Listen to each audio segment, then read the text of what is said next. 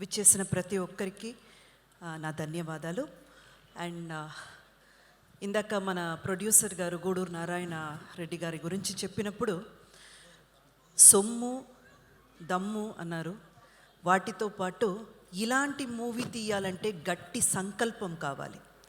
ఎందుకంటే ఏంటి, ఏ ఒక్క విషయమైనా మనం ప్రారంభించినప్పుడు చాలా ఎనర్జెటిక్గా ఎంతూసియాసంతో ప్రారంభిస్తాం. కానీ వెళ్ళే కొద్దీ అంటే అది తీసుకునేటువంటి కాలక్రయం కానివ్వండి, లేకపోతే ఇంకా కొన్ని అడ్డంకులు పడతాయి. అండ్ ముఖ్యంగా డబ్బుల విషయానికి వచ్చినప్పుడు ఫినాన్షియల్గా చాలా మనం అనుకున్నది ఒక్కటైతే జరిగేది ఎక్కడికో వెళ్ళిపోతాయి. ఈ మూవీ కూడా అదే అయింది.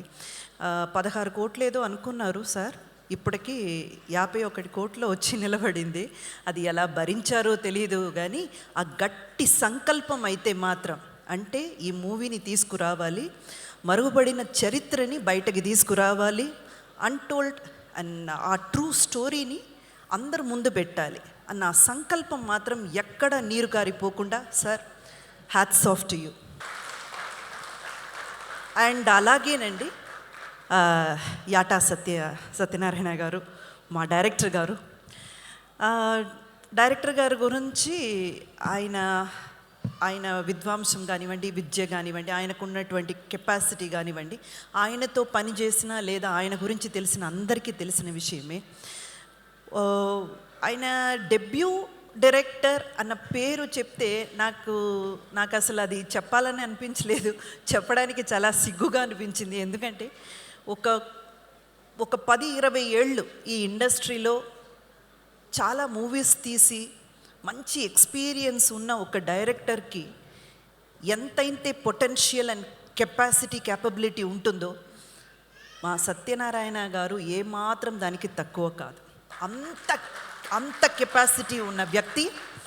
అంటే మామూలుగా చెప్తాం కదండి, ఒక విత్తనం వేయగానే ఏదో ఒక వారం లేదా ఒక నెలలోపు ఏదో అక్కడ మొలుస్తుంది. ఒక విత్తు వేయగానే ఏదో ఒకటి మొలుస్తుంది. కానీ వెదురు మాత్రం ఏమి బయట కనపడదండి, అది లోపల పెరుగుతుంది.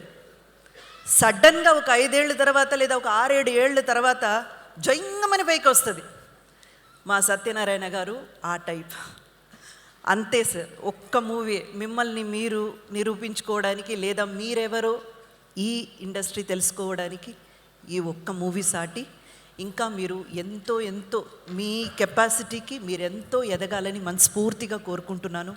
ఇకపోతే మనకు చీఫ్ గెస్ట్గా విచ్చేసినటువంటి మాధవీలత గారికి, అలాగే వెంకటరమణ రెడ్డి గారికి, రాకేష్ రెడ్డి గారికి, అందరికీ కూడా సాగనం పలుకుతూ, చాకలి ఐలమ్మ ఇంతకంటే అదృష్టం ఏముంటుంది చెప్పండి.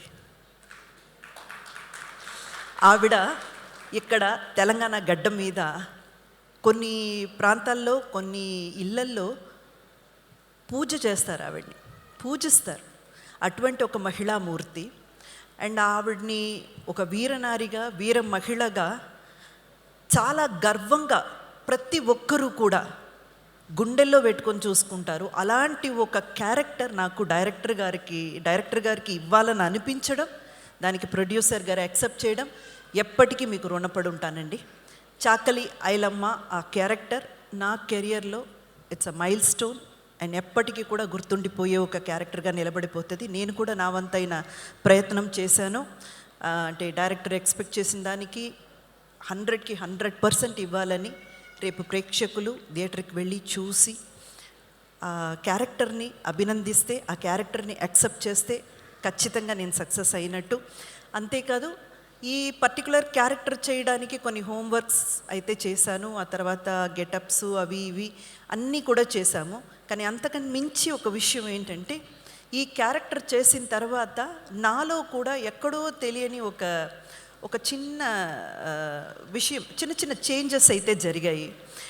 సాధారణంగా మనం ఏవైనా ఎక్కడైనా తప్పు చూస్తే లేదా ఎవరో ఏదో తప్పు చేస్తుంటే చెప్దామా వద్దా, ఎందుకులే అనవసరంగా గొడవలు అవుతాయేమో, మనం చెప్పి ఎందుకు చెడ్డ పేరు తెచ్చుకోవడం, వద్దులే అని మనలో మనమే ఆలోచించుకుంటాం ఎక్కువగా. కానీ ఈ క్యారెక్టర్ చేసిన తర్వాత నాలో ఒక చిన్న మార్పు ఏంటంటే, తప్పు అని అనిపించింది కదా, చేసేవాడే ధైర్యంగా చేస్తున్నాడు, అడిగేదానికి నీకెందుకు సిగ్గు, అడిగే అనంత ధైర్యం నాలో వచ్చింది. మేబీ ఈ క్యారెక్టర్ వల్ల అయ్యి ఉండొచ్చు ఆ ప్రభావం. సో ఇంతకంటే మూవీ గురించి చాలామంది మాట్లాడారు. మార్చ్ 15న రిలీజ్ అవుతుంది. మీరందరూ తప్పకుండా చూడాలి. అండ్ మళ్ళీ ఒక్కసారి ప్రతి ఇంటర్వ్యూలో నేను చెప్పిన విషయమే మళ్ళీ ఒక్కసారి మీ అందరికీ గుర్తు చేయాలని అనుకుంటున్నాను. ఇది యాంటీ ముస్లిం మూవీ కాదండి. ముందు అది అందరూ తెలుసుకోవాలి. ఇది యాంటీ ముస్లిం మూవీ కాదు, ఇస్లాత్కి ఆపోజిట్ అయిన మూవీ అస్సలు కానే కాదు. ఎందుకంటే మా డైరెక్టర్ గారు కూడా చాలా నిజాయితీపరుడండి. ఆయన అసలు మూవీ తీసినప్పుడు ఎక్కడ కూడా ఆ నిజాన్ని దాచలేదు. ప్రతి ఇంటర్వ్యూలో ఆయన కూడా చెప్పుకుంటూనే వచ్చారు. 7 నవాబులు మన తెలంగాణ గడ్డ చూసుంటట్టయితే 6th నవాబు మెహబూబ్ అలీ ఖాన్ గారు ఆ ప్రాంతీయ జనాలకి, అంటే మన తెలంగాణ జనాలకి దేవుడి లెక్క. ఆ విషయం కూడా ఆయన చెప్పారు. ఆ తర్వాత వచ్చిన మీర్ ఉస్మాన్ అలీ ఖాన్ ఆయన వచ్చినప్పుడే అన్నీ మారిపోయాయి. ఆ విషయాలన్నీ మీరు మూవీలో చూస్తారు. సో నిజాలు ఏంటి, అప్పట్లో ఏం జరిగింది, హిస్టరీ రజాకర్లు పీరియడ్లో ఏం జరిగింది అన్నది చూపించే ప్రయత్నమే తప్ప ఇది ఏ మతానికి వ్యతిరేకంగానో లేదు ఎవరికి వ్యతిరేకంగానో ఎవరిని కించపరచాలనో బాధ పెట్టాలనో తీసిన మూవీ అయితే కాదు. సో తప్పకుండా అందరూ కూడా వచ్చి మార్చ్ 15న రజాకర్ మూవీని థియేటర్లో చూడాలని వేడుకుంటున్నాను. Thank you so much.